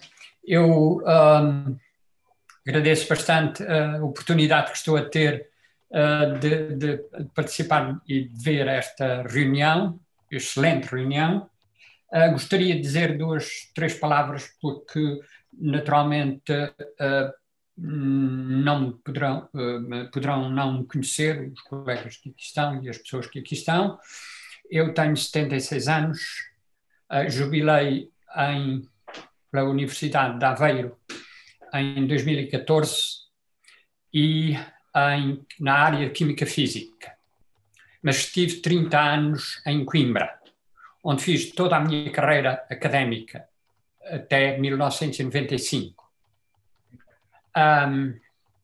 E fundei um grupo de investigação que ainda hoje existe em Química Física Molecular, apetrechado pelos melhores equipamentos na altura em espectroscopia de Raman e depois, mais tarde, em espectroscopia vibracional, de um modo geral, ou seja, incluindo a espectroscopia de Raman e a absorção no infravermelho. Ora bem, e realmente há 28 anos, lembro-me, estava em Coimbra e nessa altura fundei um instituto chamado Universidade e Sociedade, IUS. Esse instituto realizou várias reuniões sobre temas importantes, temas que eu sentia que, e outras pessoas sentiam, que iriam ser importantes no futuro. Estávamos em 92. E uma dessas reuniões, eu peço desculpa de estar a referir a estas coisas que talvez não tenham grande interesse, apenas histórico, foi na dia sobre um tema, a Universidade Portuguesa, para que serve. Nessa reunião que teve este livro, estiveram presentes o professor Ferrer Correia, o professor Aníbal Pinto Castro, o engenheiro Belmiro de Azevedo, o professor José Tribolé, o Sr. Dr. Manfredo Macciotti, que era uma personalidade da então União Europeia, e o Sr. Dr. Nuno Manuel Cristel Branco Bastos. Portanto, nessa altura, punha-se esse problema. É evidente que eu devo confessar a minha falta de experiência e a minha, na parte de economia e de empresa. Mas gostaria de salientar aqui as palavras do Sr. Dr. Peter Willax, em vários aspectos. Tanto por ter definido muito bem, muito sinteticamente, aquilo que compete à universidade e o que compete à empresa, como tendo mostrado que realmente a universidade tem que se guiar pelo mérito. Mas para a universidade se guiar pelo mérito, e nós estamos a falar em Portugal, o ensino secundário tem que se guiar pelo mérito. E logo aí, julgo eu, que começa a haver o problema neste país. Porque vê-se que realmente muitas vezes o politicamente correto não está de acordo com aquilo que outros países mais desenvolvidos da nossa dimensão fazem. Sim, deixámos de ouvir. Deixámos de ouvir. A ligação para a abertura. Não para a abertura. Mas o doutor Teixeira Dias perceberá que agora não ouvimos mais, temos que continuar. Mas, portanto... Deixámos de ouvir, pedimos para ser curto porque há problemas na transmissão. Sim? Sim. Eu não sei se já está a ouvir. Agora estamos a ouvir, mas se puder concluir agora. Sim, senhor. Sim, senhor. Vou já concluir. Portanto, a minha preocupação neste momento é reparar que, de facto, o mérito deixou de ser o problema, quando devia ser a questão fundamental, logo a partir do ensino secundário. Eu vejo que todos os anos vê-se que o número de vagas na universidade é dito. Qual é o número de alunos que saem das universidades, que completam os cursos, e com que classificações. Devo também chamar a atenção para o seguinte: parece-me que há disciplinas centrais, neste aspecto que nós estamos hoje aqui a referir, e há disciplinas que não são tão centrais, para não suscitar problemas. As disciplinas centrais são certamente a química física, a bioquímica, incluída na química, a física, e a biologia. são disciplinas centrais. Depois vê-se que muitos dos cursos são escolhidos pelos estudantes, pelos alunos, a meu ver, são designados por alunos quando deviam ser designados por estudantes. A linguagem também mudou, infelizmente. E na realidade é importante pensarmos que muitas destas coisas que eu estou a referir dependem das lideranças ou a ausência delas. Sim. Portanto, não se pode. Portanto, é essa a questão que eu vou pôr e que eu ponho aqui, gostaria de apresentar. Realmente, muitos destes problemas dependem das lideranças ou da ausência delas. Muito bem. Muito bem. Obrigado. Obrigado. Há uma série de questões que estão ali a aparecer. Eu, aliás, estou solicito intervenir, porque há uma discussão a ter lugar paralela a esta, aqui no universo, e há ali uma série de questões, por exemplo, aquela questão que o Gonçalo colocou, da resposta lenta da universidade, da burocracia dentro da universidade. A pergunta a certa altura é o que é que fazem os gabinetes de transferência? Os gabinetes de transferência estão a fazer o seu papel ou podiam fazer ainda melhor? Que tipo de estímulos é que podem ser feitos, enfim, legislativos, outros, para as universidades darem uma resposta mais rápida e uma resposta que fosse eficiente? O Gonçalo colocou o problema do desajuste dos tempos, das duas, do saber e do fazer. Eu reparei que ainda não falaram, segunda vez, nenhum dos nossos... falou o Peter Villax, mas não falaram ainda nem a Luísa Matos ou o Gonçalo Quadros. Se houver estes problemas ou alguma das anteriores, a Luísa e o Gonçalo querem acrescentar alguma coisa? Eu talvez possa... Estão-me a ouvir? Sim. Eu posso fazer o seguinte comentário. A investigação e desenvolvimento, e há bocado o Carlos Filhais falou dos nossos números e o facto de estarmos abaixo da média europeia. A investigação e desenvolvimento nas empresas não se faz apenas na relação com a universidade. Claro. Nós fazemos investigação e desenvolvimento e em alguns projetos não envolvemos a universidade. Aliás, eu devo dizer que nós temos vindo cada vez a envolver menos a universidade. Hoje, eu diria que o número que eu tenho é à volta de 0,5% em relação ao nosso turnover de projetos em R&D que envolvem a universidade. E não envolvemos a universidade porque nos tira focos. Nós percebemos que ficamos menos competitivos.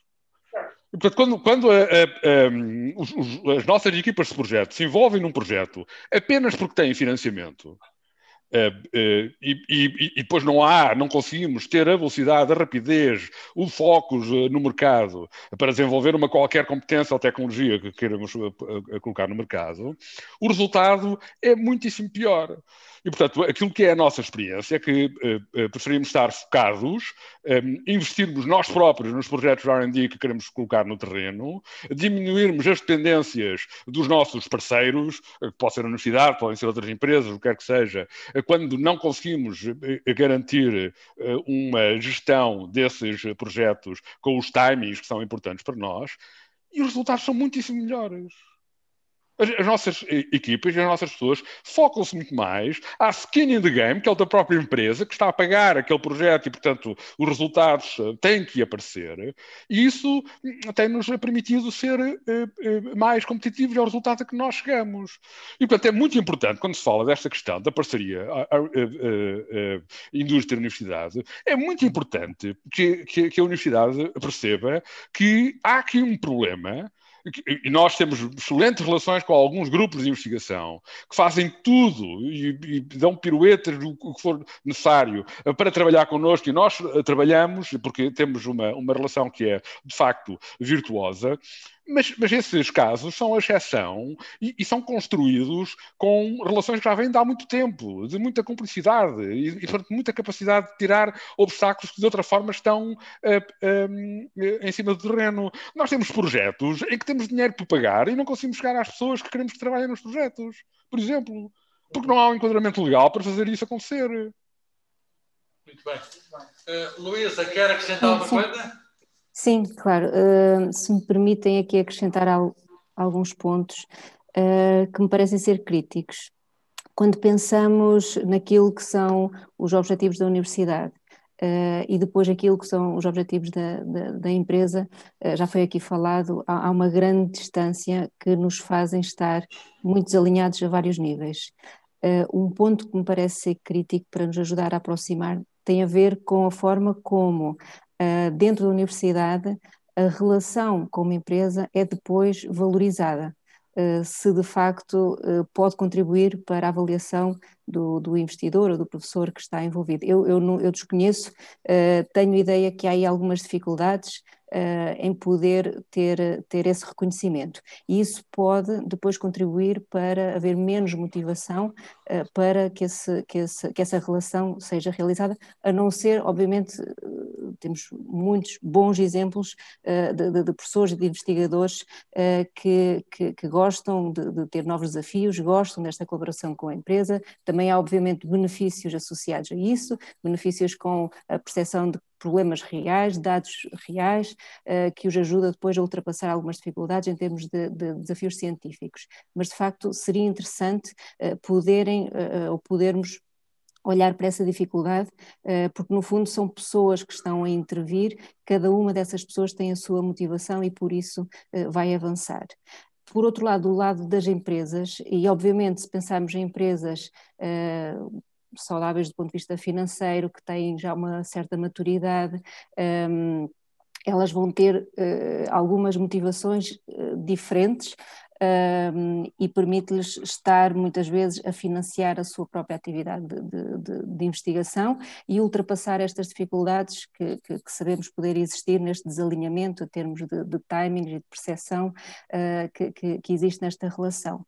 Mas, como a doutora Isabel Damasceno estava a falar, nós não temos apenas este tipo de empresas e quando é necessário apoiar a sociedade, o meio empresarial de uma forma mais alargada, nós temos também uma série de empresas que provavelmente não têm a possibilidade de ter ou não têm uma visão mais estratégica da evolução da empresa, estão muito focadas naquilo que é o curto prazo, naquilo que é o que tem que fazer para chegar ao fim do mês e pagar os salários, naquilo que é o problema do dia-a-dia e estão ali demasiado envolvidos com esses problemas do dia-a-dia e não conseguem estar a valorizar aquilo que é uma relação com uma universidade, onde provavelmente os resultados só vêm no longo prazo. Portanto, pode faltar aí uma visão estratégica, mas também é preciso estar a trabalhar na motivação dessas empresas que estão preocupadas em sobreviver e não conseguem estar a dedicar tempo para aquilo que pode de facto ser a sua salvação, não é? Porque estão a inovar e estão a introduzir novos produtos, mas estão demasiado presas ao agora e aos problemas atuais e não conseguem dar o salto. Portanto, fazer essa ponte e conseguir incentivar essas empresas que não têm essa possibilidade é muito importante. Portanto, tentar aproximar tanto do lado da universidade, as pessoas que estão do lado da universidade precisam de ter a motivação e os incentivos para procurar estas relações e, por outro lado, estas empresas que estão demasiado focadas no imediato e naquilo que são os seus problemas do dia-a-dia. Algumas soluções foram aqui faladas que me parecem ser bastante interessantes. A questão de podermos ter bolsas de doutoramento, por exemplo, ou bolsas para investigação nas empresas, é uma forma bastante inteligente, parece-me, para fazer a ponte, porque de facto estamos a ligar o conhecimento da empresa e ter já pessoas dentro o conhecimento da universidade e ter já pessoas dentro da empresa a aplicar e a perceber aquilo que é a realidade do dia-a-dia da empresa e que depois podem fazer uma continuidade e garantir que há uma homogeneização desse conhecimento na empresa. Esta é uma iniciativa bastante relevante. Por fim, aqui um comentário que tem a ver com a necessidade de existirem mais programas setoriais. Eu sei que tem vindo a ser feito um trabalho muito grande em termos de análise de especialização inteligente, ter aqui uma estratégia mais focada em áreas críticas para a região. Mas, de facto, haver também do lado das universidades esse alinhamento.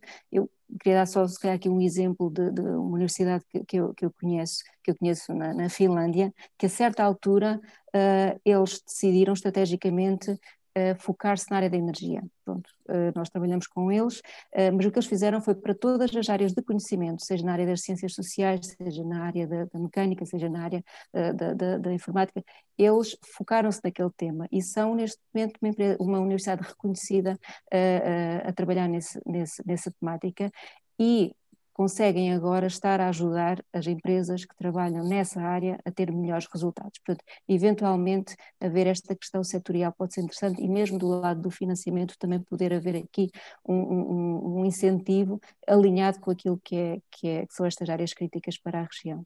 Muito bem. O Peter Vilax pediu a palavra, não foi? Sim, queria responder Tinha pedido em relação ao Eugénio. Sim. O Eugénio falou sobre a China como um bom país para se fazer parcerias. Vou-lhe dar um exemplo. Neste momento, cada vez mais das nossas interações online vão requerer criptografia e sistemas de chaves criptográficas assimétricas, chaves públicas e chaves privadas. E cada vez mais a nossa economia e a proteção dos nossos dados pessoais vai assentar mais sobre criptografia. O desenvolvimento de computação quântica é uma ameaça direta a esses sistemas de proteção que estamos a desenvolver e temos que tomar muito cuidado e e eu volto a reforçar, isto já não é kindergarten, isto já não é jardim infantil, isto agora é a sério. Muito bem, as questões da geoestratégia que nos ultrapassam, mas que... Enfim, não é que nos ultrapassam, que fazem parte do nosso dia-a-dia. E nós, como universidade, temos que realizar que fazem parte do nosso dia-a-dia. Muito bem. Há aqui outras questões que apareceram. Eu devo dizer que há já mais de 6 páginas no bate-papo. Há aqui uma discussão muito interessante. Em paralela. E não se falaram aqui de outras coisas, por exemplo, deixem-me trazer assuntos que ainda não foram debatidos. A certa altura, o Ministério da Ciência e Tecnologia criou a ideia dos laboratórios colaborativos. E eu vejo que ainda ninguém falou de laboratórios colaborativos, ou ouvi mal. Portanto, a questão é qual é o resultado que esses laboratórios colaborativos estão a ter. Uma outra questão é os incentivos a doutoramentos dentro das empresas. Eu pergunto quantas teses, ou chamem-lo o que quiserem, patentes, relatórios, que equivalem a doutoramento, foram já feitos dentro das empresas portuguesas. Eu sei que foram algumas, mas são andorinhas que não fizeram as primaveiras.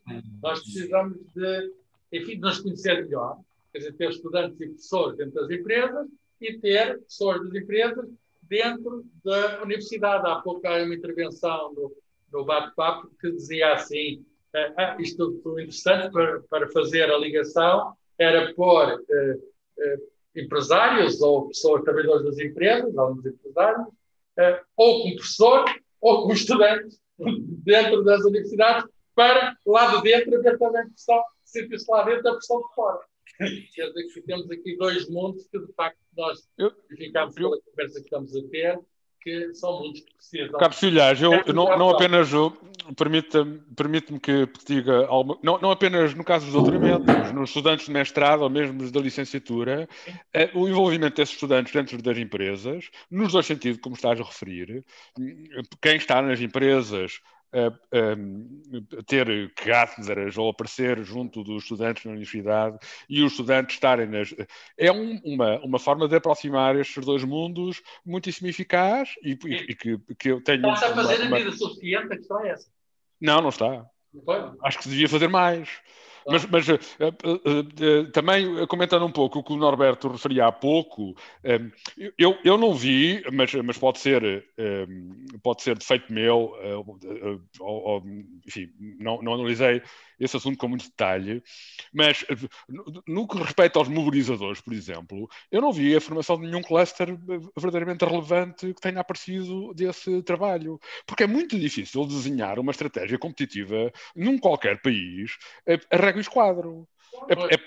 Não é impossível, mas é preciso uma capacidade de planear e de alinhar diferentes estruturas muitíssimo grande, que eu não vejo, não sinto no terreno. Não é? Portanto, eu acho que eu gostava de ter métricas para perceber qual foi o resultado dos investimentos que nós fizemos em programas como, por exemplo, os mobilizadores, ou em grandes programas onde se é investido muito dinheiro, e eu não estou seguro de qual foi o resultado, o que é que isso deixou.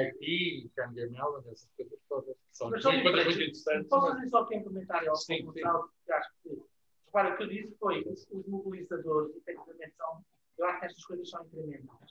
É uma excelente iniciativa que permitiu um tipo de aproximação muito mais realista à indústria. Os projetos mobilizadores são centrados em visão maior dentro de uma área. Eu participei em vários e, portanto, tinham como objetivo já, digamos, o desenvolvimento de uma determinada área industrial, e nisso permitiu envolver mais parceiros, e isso cria cultura. Digamos, é isso, eu penso que falta um pouco este passo, o passo cultural. O passo seguinte é o de nós casarmos roadmaps. E isso implica que as pessoas falem umas com as outras. Era muito importante que a universidade soubesse qual é o roadmap das várias grandes empresas que eram à volta, de forma a alinhar o seu roadmap de desenvolvimento com o roadmap dessas empresas. E isto é um processo de aprendizagem, é cultural. Sim, e demora tempo. E nisso os mobilizadores tiveram um papel. Eu dava a palavra. Não, só 2 ou 3 notas rápidas, só para também secundar completamente o entusiasmo que eu falo dos projetos mobilizadores, e que eu concordo em absoluto. Estas coisas não têm resultados imediatos. Deixam sementes e criam esta cultura, esta ligação, que através destes apoios, aliás, as políticas públicas servem para incentivar exatamente aquilo que se acha que é importante, não se substitui nem às empresas, nem às universidades. Não há nenhum sistemas de incentivos, não há nenhum apoios comunitários, seja lá do que for, que substitua à vontade e ao querer fazer diferente. É evidente que os incentivos despevitam, e por isso mesmo é que se chamam incentivos. É preciso despevitam esta apetência que naturalmente pode não existir. E, por exemplo, foi aqui referido várias vezes, dá algo que é muito importante, e nós temos na região alguns exemplos de sucesso, dessa aproximação construída logo, na fase de licenciaturas, em que os jovens vão para as empresas fazer estágio, conhecer o mundo empresarial e depois criar aquilo alguma ligação, eles próprios trazerem para dentro da empresa, da universidade, onde ainda estão a acabar as suas formações, o entusiasmo e a vivência empresarial. Mas isto não é uma prática comum, que deve ser cada vez mais incentivado. E é nesse contexto que aparecem, efetivamente, os apoios para incentivar este tipo de práticas, este tipo de atitude, porque, evidentemente, que isto, para ter sucesso, tem que haver uma atitude de vontade de parte a parte, não basta de um lado. Só 2 notas mesmo finais, que foi aqui dito, a importância da coesão e da definição política. Existe um instrumento a nível nacional, mas também a nível regional, que eu acho que deu aqui um contributo nos últimos anos, até porque foi uma exigência da Comissão Europeia, para a Estratégia de Socialização Inteligente, a RIS3. A RIS3 é um instrumento que define efetivamente as prioridades, as grandes áreas de intervenção, o que é mais importante para a região desenvolver. E aí, naturalmente, os projetos têm pontuação de acordo com o alinhamento ou não com a RIS3. Há uma evolução muito grande face aos tempos em que os projetos eram classificados e eram discriminados de acordo e eram priorizados de acordo com a vontade, que não era muito objetivada. Agora é objetivado os projetos, quer sejam projetos empresariais, quer sejam projetos de cooperação, têm que responder, ou mais ou menos, e conforme responder mais ou menos, assim têm uma pontuação superior ao alinhamento com a RIS3. Por último, essa nota dos laboratórios colaborativos, dos quais eu também sou fã, confesso. E porquê? Porque acho que, efetivamente, é também um um instrumento de aproximação. Dizer, eu sou recente, não têm ainda resultados práticos, pelo menos que tenham conhecimento já muito adiantado, mas há também uma grande preocupação daqueles que estão a ser criados de apresentarem publicamente, ainda recentemente houve uma apresentação pública, julgo até no Porto, dos resultados dos laboratórios que já estão existindo. E, portanto, eu acho que aqui, em termos de região centro, isto acabava mesmo, temos todo o interesse em ter, há várias participações em laboratórios colaborativos, mas seria bom que a própria região tivesse ela própria mais laboratórios colaborativos. Muito bem. Estamos a aproximar do fim. Eu pediria aos nossos convidados que perante tudo aquilo que ouviram, conseguissem em 3 minutos tirar uma conclusão do seu ponto de vista, extrair uma proposta, reforçar alguma das propostas que foram feitas. É o desafio que eu vos lanço. 3 minutos a cada um, que é um tempo que até costuma ser para um pitch, não é? Quando uma pessoa ganha 3 minutos. Portanto, eu começaria... Exatamente, eu começaria pela mesma ordem. E eu sei que se sobram perguntas, mas é um debate que nós temos de continuar. O Rómulo oferece o espaço, aliás, não é uma questão de dinheiro, é uma questão de espaço, nem é uma questão de pessoas, que as pessoas existem, é uma questão de nos organizarmos, é uma questão de nos conhecermos, é uma questão de sabermos avançar em conjunto. De modo que, para terminar o debate, eu daria a última palavra aos nossos convidados. Tivemos muito prazer a ter aqui hoje. Luísa Matos, Gonçalo Quadros, Paulo Barradas, Peter Villach, Norbert Pires, Geralda Nascendo. Eu passaria de imediato a palavra à Luísa Matos, pedindo-lhe uma ênfase, um ponto que ela queira muito que a gente se recorde. Muito bem. Eu parece-me que isto aqui há de ser um processo, não é? Não existem soluções milagrosas, é um processo, temos que começar a avançar com uma série de ações e passo a passo encontrarmos de uma forma mais próxima a universidade e empresas. Alguns pontos que eu queria deixar aqui, de facto, se calhar, tendo em conta aquilo que também já foi referido, seria bastante interessante podermos ter, do ponto de vista de instrumentos de apoio, esses apoios que permitem fazer as bolsas, nomeadamente esse exemplo, as bolsas de doutoramento da empresa, onde temos os bolseiros ou os alunos, os estudantes, na própria empresa. Isto é importante, de facto, temos sentido alguma dificuldade, nós de facto trabalhamos com alguns alunos de doutoramento e temos sentido muitas vezes a dificuldade em conseguir ou perceber que eles conseguem conciliar tudo. Por outro lado, do lado das empresas do lado das universidades deixar essa nota que seria interessante que o envolvimento com as empresas e com projetos com empresas, pudesse também ser valorizado do ponto de vista da própria carreira, evolução da carreira do investigador e daí trazer alguma motivação para crescermos nesta dinâmica de colaboração. De facto, queria apenas deixar aqui essas notas e a importância desta colaboração conjunta que acredito que vai evoluir e continuemos neste caminho. Obrigada. Muito obrigado, muito obrigado. Gonçalo.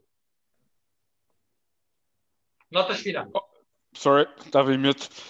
Dizer, enfim, como nota final, que nós, de facto, precisamos muito de universidades fortes. As universidades têm mostrado uma excelente, extraordinária capacidade de formar os nossos mais jovens. É inequívoco o seu papel na construção de um Portugal melhor. Hoje temos uma geração de jovens que está muitíssimo bem preparada. As pessoas que chegam à Critical são, de facto, pessoas muito bem preparadas e, portanto, devemos nos sentir satisfeitos, muito satisfeitos com o papel que a Universidade está a ter para que esse resultado tão importante para nós tenha acontecido e esteja a acontecer. Mas é também importante reconhecer que, para dar um passo além disso, para nos envolvermos e melhorarmos a nossa capacidade de gerar riqueza, para levarmos ciência e saber a quem está no terreno, na indústria, a competir, a desenvolver produtos, tecnologias, serviços que têm que triunfar num mercado que é cada vez mais competitivo e mais global. As universidades têm que ser capazes de posicionar para ter um papel aí, mas para isso têm que repensar a forma como estão posicionadas.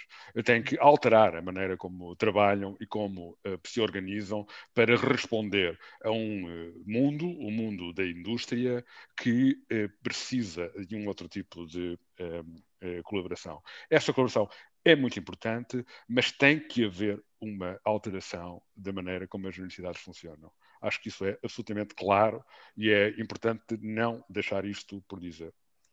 Muito bem, obrigado. Dentro do tempo, nós temos convidados que são excelentes no controle do tempo. Muito bem. Paulo Barradas? As mensagens que queria aqui dar é de, no mundo em que vivemos e na alteração tão rápida que estamos todos a sofrer e sensibilizados para que estamos com esta pandemia, acho que vamos ter que acelerar muito rapidamente o modelo em que vivemos, o modelo de sociedade que queremos, o modelo de empresas que queremos, e só temos uma alternativa que está na ciência.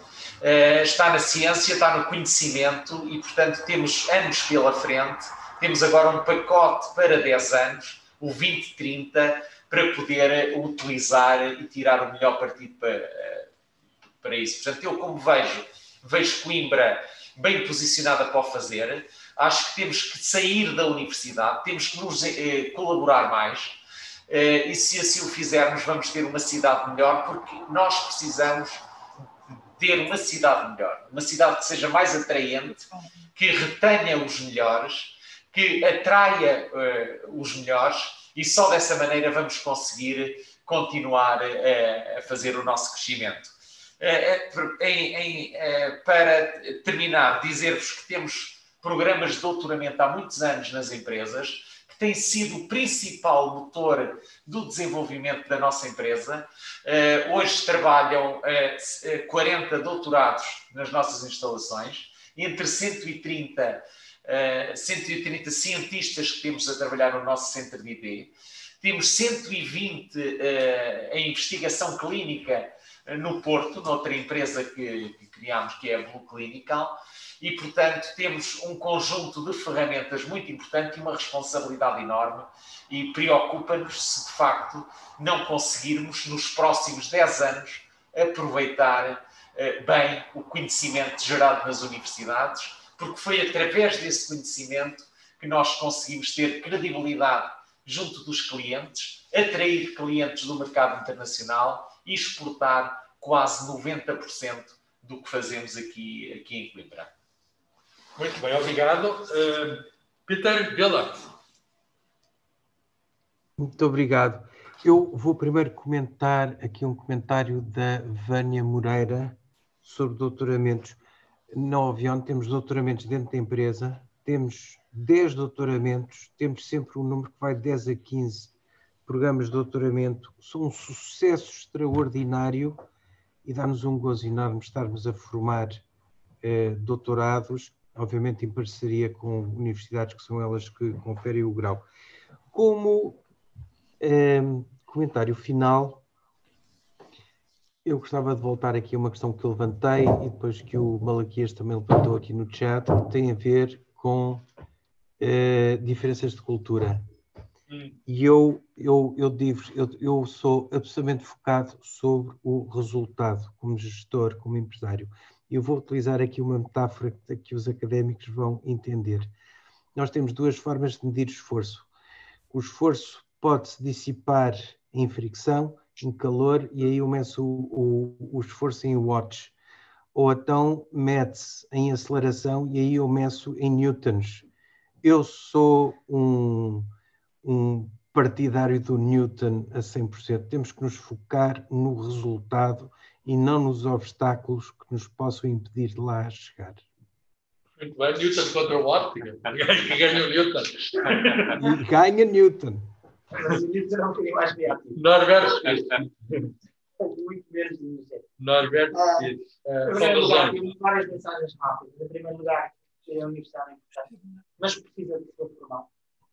Esse aspecto parece-me essencial, porque aquilo que faz, de alguma forma, fica uma grande parte na universidade e limita-se a outputs que são centrados em medidas que têm a ver com publicações, que têm a ver com o output científico e não se preocupam com o restante. É muito melhor preocupação com as questões que têm a ver com a sua aplicabilidade. Desejar o investimento que temos disponível, que é muito dinheiro e que poderia ser aplicado no sentido de fazer com que os planos de desenvolvimento das empresas e da universidade se casassem em algum sítio e esse casamento fosse o mais extensivo possível. Nós vivemos de planos de desenvolvimento, até do ponto de vista pessoal, nós perspectivamos a nossa vida pela frente com alguma grau, com alguma distância e a forma como a desenvolvemos tem muito a ver com essa reflexão.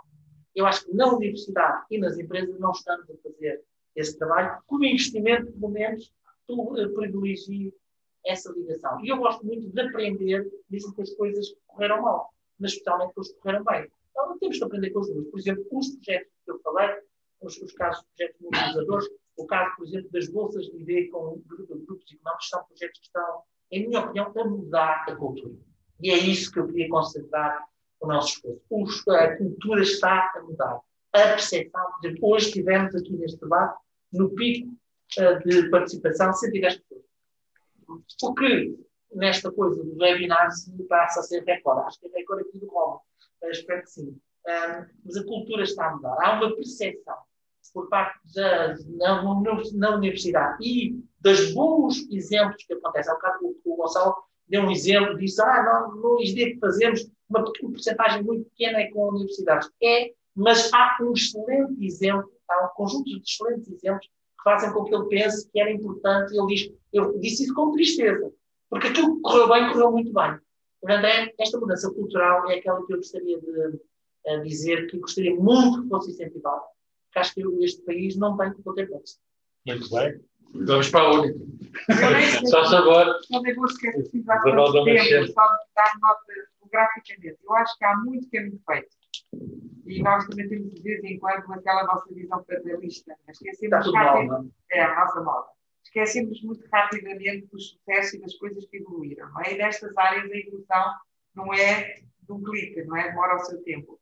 Mas acho que há muito caminho feito. Há, no entanto, um processo de construção que se constrói todos os dias.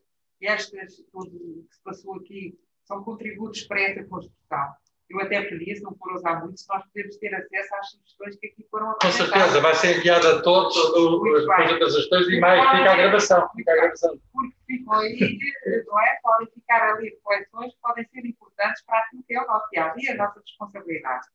Acho muito importante que sejam publicitados muito bem os exemplos do sucesso, porque os há. Não há só em relação à Universidade de Coimbra, mas há em toda a região. E isso é muito importante, porque incentiva, porque entusiasma, porque são exemplos.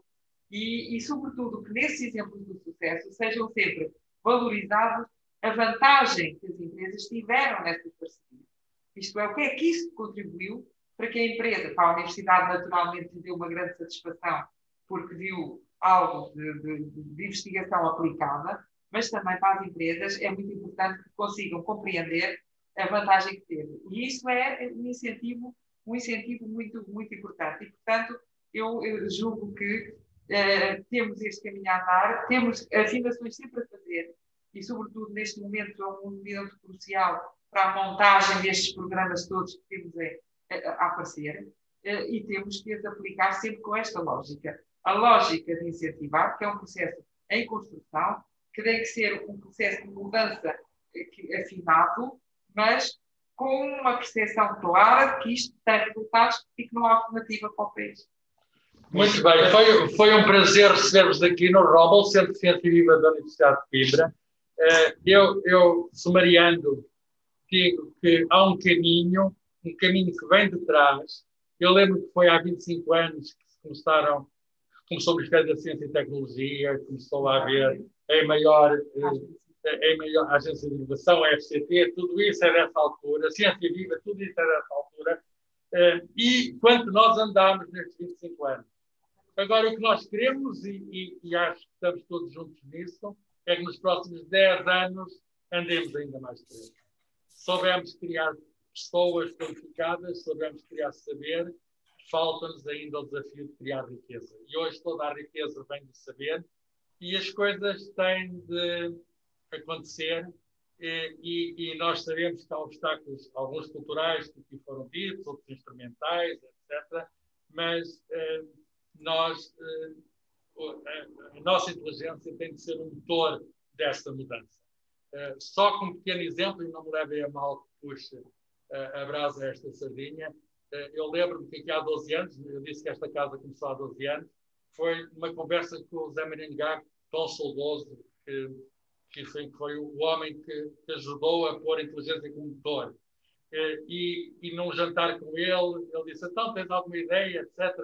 E ele disse assim, porque é que não se faz uma biblioteca homenageando o Rómulo Carvalho, que tão bem sabia unir ciência e cultura, poesia e física. E ele diz, então faz, diz ele. E não fizemos. E com o apoio da Comissão de Cooperação do Arjão Centro, o Norberto também já lá esteve, foi possível. Exatamente. Foi possível, do zero, ter esta biblioteca aberta ao público, aberta à cidade, aberta ao mundo, que nesta altura, ao fim de 12 anos, já tem mais de 40 mil livros. Então, este cenário que aqui vêem é um cenário que é possível surgir do zero, é possível crescer, é possível continuar, e o mais importante não é o que aqui está nestes livros, o mais importante é o que está nestes cérebros que leem os livros e com isso conseguem escrever novos e fazer escrever novos, fazendo rapidamente avançar o futuro. Muito obrigado a todos. Foi um prazer estar convosco e estar com as 100 pessoas que estiveram aqui connosco hoje. Obrigado a todos. Muito obrigado. Muito obrigado a todos, foi um gosto. Obrigado. Muito obrigada.